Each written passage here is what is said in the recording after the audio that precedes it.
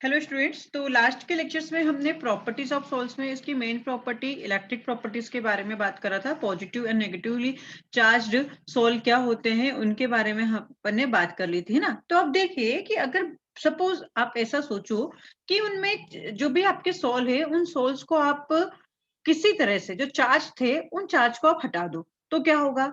अगर आपने ये बोला कि मैं चार्ज्ड सॉल जो थे, तो चार्ज सॉल है ना, उनको आप क्या करो, किसी तरह से हटा दो। अगर आप उन चार्ज सॉल को जो भी सॉल है उनके चार्ज को हटा दोगे तो क्या होगा, है ना। जैसे कि आपके पास में यहाँ पे एक पूरा कोलाइडल सॉल्यूशन है, ये कोलाइडल सॉल्यूशन है। तो मैंने आपको बताया था कि इनकी स्टेबिलिटी का रीजन ही क्या है। इनकी स्टेबिलिटी का रीजन ही ये है कि ये तो ये पॉजिटिवली चार्ज होते हैं या फिर ये नेगेटिवली चार्ज होते हैं। अब मैं बोल रही हूँ कि इनका जो पॉजिटिव या नेगेटिव चार्ज है वो हमने हटा दिया किसी तरीके से, तो क्या होगा। तो होगा ये कि जब मैंने चार्ज हटा दिया तो ये नीचे की तरफ एग्रीगेट होने लगेंगे। क्या होने लगेंगे? एग्रीगेट होने लगेंगे, क्योंकि आपके ये तो क्या हो जाएंगे, जब चार्ज हट गया तो रिपल्शन खत्म हो जाएगा, रिपल्शन खत्म हो जाएगा तो आपका जो कोलाइडल सॉल्यूशन है वो इस तरह से एग्रीगेट होने लगेंगे। और एग्रीगेशन को ही हम क्या बोलेंगे? प्रेसिपिटेशन। क्या बोलेंगे? प्रेसिपिटेशन। मतलब ये कि अगर हमने कोलाइडल सॉल्ट के चार्ज को हटा दिया तो प्रेसिपिटेशन हो जाता है, ठीक है ना, ये एग्रीगेट हो गए। अब इसी प्रेसिपिटेशन प्रोसेस को ही हम पढ़ते हैं कोगुलेशन टर्म्स में। किसमें पढ़ेंगे? कोगुलेशन टर्म्स में। तो coagulation is defined as the precipitation of colloid by removal of the charge associated with the colloid particle. यही मैंने आपको समझाया है कि जो चार्ज पार्टिकल थे उनसे अगर हमने चार्ज को हटा दिया तो वो क्या हो जाते हैं? प्रेसिपिटेट हो जाते हैं। और इसी फिनोमेना को हम क्या बोलेंगे? कोगुलेशन। तो कोगुलेशन की डेफिनेशन क्या हो जाएगी? Coagulation is defined as the precipitation of colloids, precipitation of colloids कैसे? By the removal of the charge associated with the colloidal particle. These are known as coagulation. अब अगर मेरे पास में सॉल कौन से टाइप का, जैसे आपके पास में दो टाइप के मैंने सॉल बताए थे क्लासिफिकेशन में, लायोफिलिक और लायोफोबिक, है ना। तो लायोफोबिक अगर कोलाइड है तो जस्ट आप क्या करोगे? By removal of charge. अगर मेरे पास में लायोफोबिक कोलाइड है तो उसका कोगुलेशन बहुत ही आसानी से हो जाता है, चार्ज रिमूव करो कोगुलेशन हो जाएगा। लेकिन अगर लायोफिलिक कोलाइड्स हैं, क्या है? लायोफिलिक है, मतलब आपके पास में जैसे कि आप ये आपका कोई कोलाइडल पार्टिकल है तो इसके चारों तरफ आपके क्या होगी? वाटर की एक, क्योंकि ये क्या है? लायोफिलिक है ना, मतलब वाटर की एक प्रोटेक्टिव लेयर जमा होगी। तो उन चार्ज का सेपरेट करना इतना आसान नहीं होगा, तो हमें क्या करना पड़ेगा? इस लेयर को भी तो हटाना पड़ेगा, ठीक है ना। इस लेयर को भी हटाना पड़ेगा, तो by removal of charge and layer of the medium. क्यों? क्योंकि ये क्या है? लायोफिलिक। तो लायोफिलिक कोलाइड इतनी जल्दी कोगुलेट नहीं करेंगे जितनी जल्दी आपके लायोफोबिक कर जाएंगे। और लायोफिलिक क्यों नहीं करेंगे? क्योंकि हमें पता है कि ये लायोफिलिक है, मतलब हाइड्रोफिलिक है। हाइड्रोफिलिक है मतलब कोलाइड पार्टिकल के चारों तरफ आपके पास में क्या होगी? एक वाटर की प्रोटेक्टिव लेयर होगी। तो इस प्रोटेक्टिव लेयर को भी हमें हटाना होगा और चार्ज को रिमूव करना होगा। उसके बाद में हमारे पास में क्या होगा? कोगुलेशन होगा। तो इसके लिए कोगुलेट करने की कोई मेथड्स होती है, उन मेथड्स को हमें वन बाय वन पढ़ना है। तो मेथड ऑफ कोगुलेशन, तो पहली मेथड है हमारी, coagulation can be affected by boiling और फ्रीजिंग द सॉल्ट, ठीक है ना। In boiling point, the electrolyte adsorbed by the salt particle is reduced and the particle are coagulated. बात समझ में आई कि हमारे पास में क्या होगा कि अगर हम उसे ठंडा कर दें या फिर हम उन्हें बॉईल कर दें तो उसको कोगुलेशन को ये क्या करेगा? अफेक्ट करेगा। तो coagulation can be affected by boiling और freezing the salt. In boiling the electrolyte adsorbed by the salt particle is reduced and the particle are coagulated. कितनी बात समझ में आई? अब फ्रीजिंग पॉइंट पे इस पे क्या फर्क पड़ता है उसको देखते हैं। तो हमने जैसे कि बॉइलिंग किया तो क्या, अब फ्रीजिंग कर दिया तो क्या होगा, ठीक है ना। बॉइलिंग वाला समझ में आया। तो द फ्रीजिंग में क्या होता है कि इन freezing process the dispersion medium is removed and क्या हो जाता है? इसमें डिस्पर्शन मीडियम रिमूव हो जाती है। तो हमारे पास में in freezing process the dispersion medium is removed and since no medium remain the particles are coagulated. तो कोगुलेशन होना आसान हो जाएगा जब अपने डिस्पर्शन मीडियम को ही रिमूव कर दिया, मतलब आपके पास में कोई मीडियम ही नहीं बचा है तो हमारे पास में कोगुलेशन होना आसान हो जाएगा, ठीक है ना। सेकंड मेथड है हमारी इलेक्ट्रोफोरेसिस बाय इलेक्ट्रोफोरेसिस। तो इलेक्ट्रोफोरेसिस क्या होता है, देखिए कि आपके जो कोलाइडल पार्टिकल है उन पे चार्ज है, अगर पॉजिटिव चार्ज होगा तो वो नेगेटिव इलेक्ट्रोड की ओर जाएंगे अगर मैं उन्हें इलेक्ट्रिक फील्ड में रखती हूँ तो, और अगर आपके पास में नेगेटिव चार्ज है तो पॉजिटिव की ओर, पॉजिटिव है तो नेगेटिव इलेक्ट्रोड की ओर जाएंगे। अब जब आपने इलेक्ट्रिक फील्ड में रखा तो ऐसा हो सकता है ना कि डिस्पर्स फेज माइग्रेट करे या फिर आपका डिस्पर्शन मीडियम माइग्रेट करे। अगर आप इलेक्ट्रिक फील्ड में उसे रखते हो कोलाइड सॉल्यूशन को और आपका डिस्पर्स फेज माइग्रेट करता है तो उसे हम इलेक्ट्रोफोरेसिस कहते हैं। और अगर आपका डिस्पर्शन मीडियम माइग्रेट करता है तो उसे हम इलेक्ट्रो ऑस्मोसिस कहते हैं। तो हम यहाँ पे कोगुलेशन किस मेथड से कर रहे हैं, इलेक्ट्रोफोरेसिस मेथड से कर रहे हैं। इलेक्ट्रोफोरेसिस क्या होता है समझ में आ गया, हमें पता है कि हमारे जो कोलाइड पार्टिकल्स है वो क्या है, चार्ज है, पॉजिटिव चार्ज है। इलेक्ट्रोड अगर नेगेटिव हो, मतलब आपके पास में इलेक्ट्रिक फील्ड अप्लाई किया तो पॉजिटिव आपके सोल होंगे वो नेगेटिव की ओर जाएंगे और जो नेगेटिव सोल्स होंगे वो आपके पॉजिटिव की ओर के जाएंगे। अगर आपके पास में डिस्पर्शन मीडियम मूव करती है तो उस टर्मिनोलॉजी को हम क्या बोलते हैं, इलेक्ट्रो ऑस्मोसिस बोलते हैं। और अगर आपका डिस्पर्स फेज माइग्रेट करता है तो उसे हम इलेक्ट्रोफोरेसिस बोलते हैं। तो इस इलेक्ट्रोफोरेसिस को करवाने के लिए क्या होता है कि हम यहाँ पे एक यू आप देख रहे हो कि यू शेप का एक ट्यूब लिया और इस ट्यूब को यहाँ पे एक इलेक्ट्रिकल वायर से जोड़ दिया है ना, बैटरी यहाँ पे रहेगी और इस तरह से यहाँ पे इलेक्ट्रोड से जोड़ दिया।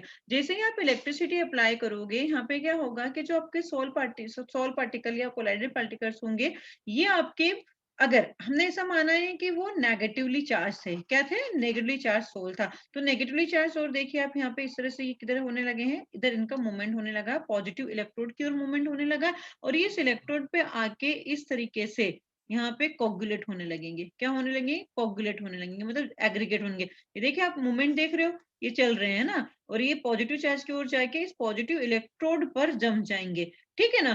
तो क्या हो गए, कोगुलेट हो गए। तो बस यही आपका इलेक्ट्रोफोरेसिस द्वारा हम इस तरह से करवाते हैं। तो the colloidal particles migrate to oppositely charge electrode in an electric field on reducing the electrode, on reaching the electrode. So the particles are discharged and get coagulated on the surface of electrode, जैसे कि मैंने आपको यहाँ पे समझाया। तो ये हमारी क्या थी, इलेक्ट्रोफोरेसिस मेथड के द्वारा हमें कोगुलेशन करना, ठीक है ना। पहला हमने क्या कर दिया था, कोगुलेशन को बॉइलिंग एंड फ्रीजिंग पॉइंट के थ्रू देखा था। दूसरा हमारा क्या, इलेक्ट्रोफोरेसिस के थ्रू। अब हम तीसरी मेथड देखते हैं, बाय एडिंग सोल, ठीक है ना, बाय एडिंग सॉल्ट। तीसरा हमारा कोगुलेशन का मेथड क्या है, बाय एडिंग सॉल्ट।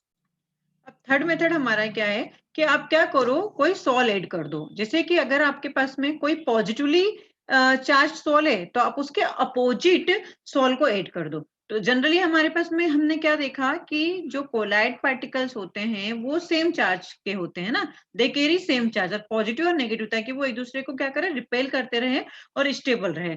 लेकिन अगर मेरे पास में यहाँ पे मैं ऐसा बोलूं कि मेरे पास में कोई पॉजिटिवली चार्ज सॉल है और उसमें मैं मिला देती हूँ कोई नेगेटिव चार्ज सॉल्व, तो वो क्या करेंगे, एक दूसरे को अट्रैक्ट करेंगे तो आपस में क्या कर लेंगे, कोगुलेट कर लेंगे।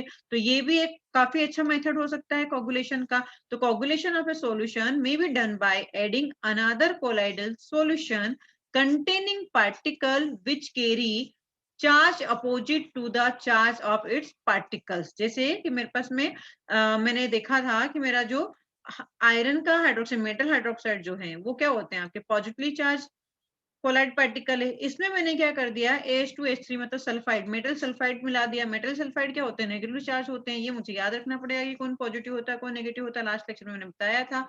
तो नेगेटिव चार्ज के साथ मिला दिया, तो इन दोनों प्रोसेस में एक दूसरे को क्या करेंगे, अट्रैक्ट करेंगे तो आपस में कोगुलेट कर जाएंगे। तो ये आपका थर्ड मेथड था कोगुलेशन का, समझ में आ गया, काफी आसान था। नेक्स्ट हमारी कोगुलेशन की मेथड है बाय एडिंग सॉल्वेंट। देखिए अगर आपने किसी सोल में सॉल्वेंट ऐड कर दिया, और ये जैसे कि आपके पास में किसके लिए ज्यादा अच्छी सुटेबल होगी, आपका हाइड्रोफिलिक या फिर हम बोलेंगे लायोफिलिक टाइप के जो सोल्स होंगे उनके लिए ये काफी सुटेबल मेथड होगी। This method useful for the precipitation of hydrophilic colloids. कैसे, कि अगर आपके पास में हाइड्रोफिलिक कोलाइड्स हैं, ये कोई कोलाइड पार्टिकल है, इसके चारों तरफ वाटर की लेयर्स ने एक प्रोटेक्टिव लेयर बना रखी है ना। तो अपन ने कहा था कि हाइड्रोफिलिक या लायोफिलिक का जो कोगुलेशन है वो थोड़ा डिफिकल्ट होता है, तो इसने वाटर ने क्या कर रखा है, एक लेयर बना रखी है। अगर आप यहाँ पे अल्कोहल डाल देते हो, उसमें क्या कर देते हो, अल्कोहल डाल देते हो, तो अल्कोहल क्या करेगा, अल्कोहल जैसे इथेनॉल आ गया, तो ये अल्कोहल वाटर के पार्टिकल्स को क्या करेगा, अपनी ओर खींचेगा। तो वो अपनी ओर खींचेगा मतलब उसके साथ मिक्स हो जाएगा। तो मिक्स होने से ये जो प्रोटेक्टिव लेयर है वो क्या होगी, हट जाएगी, और इसके हटने से कोगुलेशन हो जाएगा। तो वही लिखा है कि if solvent like alcohol or acetone which have affinity for water are added to hydrophilic salt, the colloidal particles are coagulated due to dehydration। ठीक है ना, अगर ये वाटर की लेयर हट जाती है तो हम इसे क्या बोलेंगे, डिहाइड्रेशन। तो सॉल्वेंट का क्या रोल रहेगा, ये समझ में आ गया कि आपके पास में कोगुलेशन करना है, लेकिन हाइड्रोफिलिक सॉल्ट में आपके पास में आसपास एक प्रोटेक्टिव लेयर जमा है। उस प्रोटेक्टिव लेयर को हटाने के लिए हम क्या करेंगे, जो वाटर लविंग या वाटर के साथ में एफिनिटी रखने वाले सॉल्वेंट है उनको ऐड कर देंगे यार। तो उनको ऐड करने से हमारे पास में क्या हो जाएगा, ये डिहाइड्रेशन हो जाएगा। डिहाइड्रेशन हो गया, उसके बाद में फिर क्या होगा, आराम से इसका कोगुलेशन हो सकता है। नेक्स्ट है हमारे पास में बाय एडिंग इलेक्ट्रोलाइट। अब इलेक्ट्रोलाइट के एड से किस तरह से आपका कोगुलेशन होता है उसको हम देखते हैं। Lyophobic particles are easily coagulated by the addition of an electrolyte. ध्यान रहे ये मेरे लिए बाय एडिंग सॉल्वेंट किसके लिए था, हाइड्रोफिलिक के लिए। ये किसके लिए, लायोफोबिक के लिए। तो lyophobic particles are easily coagulated by the addition of an electrolyte. The colloidal particles absorb the ions of opposite charge to that present on the surface of the particle। क्या हो जाएगा, जो आपके कोलाइड पार्टिकल है वो क्या कर लेंगे, अपोजिट चार्ज आयन को अपनी सरफेस पे एब्जॉर्ब कर लेंगे। ठीक है ना। The charge of the particles is neutralized, resulting in the reduction of repulsion between them and coagulate occurs। क्या हो जाएंगे, वो coagulate हो जाएंगे। तो ये आपका इलेक्ट्रोलाइट का इफेक्ट किस किस के ऊपर डिपेंड करेगा, जैसे आपने कौन से टाइप का इलेक्ट्रोलाइट डाला, उस पे चार्ज क्या था, इन सब चीजों को आगे पढ़ने के लिए हम देखते हैं कि आपके पास में द प्रेसिपिटेशन एक्शन होगी of ion of an electrolyte किस किस के ऊपर डिपेंड करेगी। क्या बोला मैंने, the precipitation action of ions of an electrolyte depends on the following factor. अब हम उसकी बात करेंगे। जैसे मैंने कहा the precipitation action of ions of any electrolyte or an electrolyte depends on the sign of charge and valence of the ions। ठीक है ना, इसके ऊपर डिपेंड करेगा। अब साइन जैसे कि पॉजिटिव है, नेगेटिव है, और उसकी वैलेंसी क्या है, तो इसके लिए एक रूल दिया गया था जिसे हम क्या बोलते हैं, हार्डी शोल्जे या फिर शोल्जे हार्डी रूल्स कहते हैं। क्या कहते हैं, हार्डी शोल्जे या फिर शोल्जे हार्डी रूल्स, एक ही बात है। किसी किसी बुक्स में यहाँ पे हार्डी शोल्जे लिखा रहता है, किसी किसी बुक में यहाँ पे शोल्जे हार्डी लिखा रहता है, इसलिए मैंने दोनों ही नाम लिख दिए। इन रूल के according the precipitation power of an electrolyte increase very rapidly with an increases in valency of anion or cation। क्या मतलब है इसका, इनका ये कहना था कि किसी भी इलेक्ट्रोलाइट का जो प्रेसिपिटेशन पावर है वो किसके ऊपर डिपेंड करेगा, वो डिपेंड करता है कि उसकी वैलेंसी क्या है, मतलब एनायन और केटायन के चार्जेस कितने हैं। जैसे कि मेरे पास में यहाँ पे मैं एग्जांपल ले लेती हूँ कि आपके पास में फॉस्फेट है ना, PO4-3 है, आपके पास में SO4-2 है, आपके पास में यहाँ पे Cl- है। और अगर मैं बोलूं कि कौन सा इलेक्ट्रोलाइट का प्रेसिपिटेशन करने का पावर ज्यादा होगा, तो आप बोलोगे PO4-3 का ज्यादा होगा। The precipitation power of ions क्या हो जाएगी, ये हो जाएगी। अगर आपके केटायंस की मैं बात करूं तो जितने कुल मिला के जितने ज्यादा चार्ज, चाहे केटायन हो या एनायन हो, ठीक है ना, एल्यूमिनियम+3 ले लिया आपने, मैग्नीशियम+2 ले लिया आपने, या फिर आपने आपका सोडियम+ ले लिया, तो आपके पास में पावर क्या हो जाएगी, the precipitating power of ions क्या हो जाएगी, ये हो जाएगी। इतनी बात समझ में आई। तो ये आपका हार्डी शोल्जे रूल था। अब आगे हम बात करेंगे गोल्ड नंबर की। क्या बात करेंगे, गोल्ड नंबर क्या होते हैं, और उसके बाद में आपका गोल्ड नंबर के बाद में उसके कुछ एक दो न्यूमेरिकल्स कभी कभी आ जाते हैं, उस पर हम बात करेंगे, और लास्ट में हम इमल्शन की बात करेंगे। इतना समझ में आ गया, तो आई होप आपको यहाँ तक समझ में आ गया होगा। Thank you.